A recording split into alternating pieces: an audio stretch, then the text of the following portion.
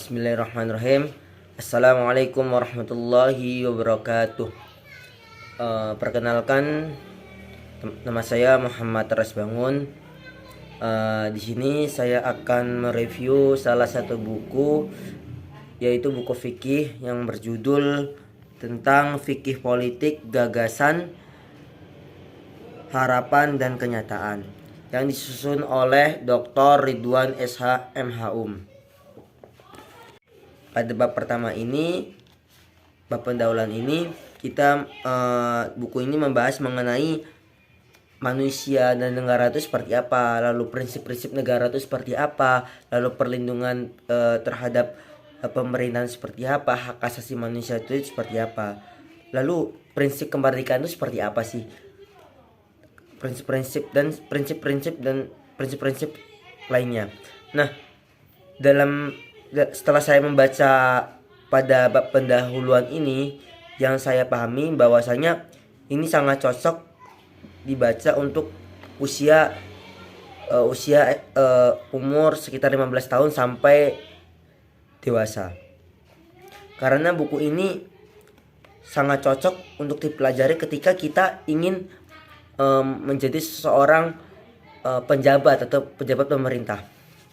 Lalu pada bab kedua ini kita mempelajari mengenai bagaimana sih siasat syariah itu seperti apa. Nah, dalam mempelajari ini kita bagaimana tahu fikih itu seperti apa, lalu syariah itu seperti apa, hukum-hukum yang ada di negara itu seperti apa. Contoh kayak ijma, qiyas, istihsan dan sebagainya. Nah, lanjut kita ke bab ketiga. Nah, bab ketiga ini kita mempelajari mengenai sejarah ketatanegaraan Islam. Bagaimana sih ketika Rasulullah SAW itu berdakwah melalui arus dengan cara dakwah secara tersembunyi-sembunyi maupun secara terbuka. Lalu ketika Rasulullah itu ketika Rasulullah itu banyak sekali tantangan yang dimana Rasulullah itu sering dicaci maki, sering dimusuhi oleh kaum Quraisy, dilempari kotoran dan sebagainya. Lalu ketika Rasulullah SAW wafat, muncullah sahabat Nabi. Yang sahabat Nabi ini sebagai penerus perjuangan Rasulullah, yang dimana disebut dengan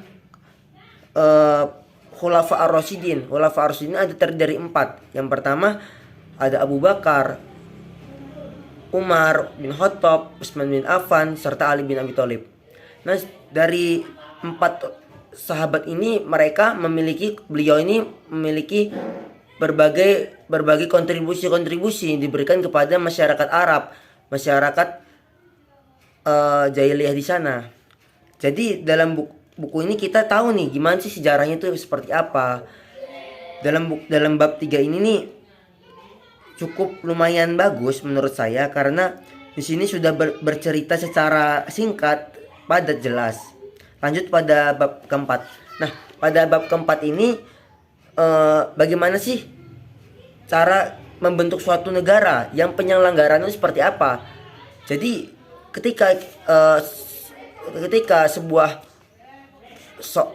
seseorang itu membuat suatu negara, itu tuh harus ada syarat-syarat tertentu untuk mendirikan suatu negara.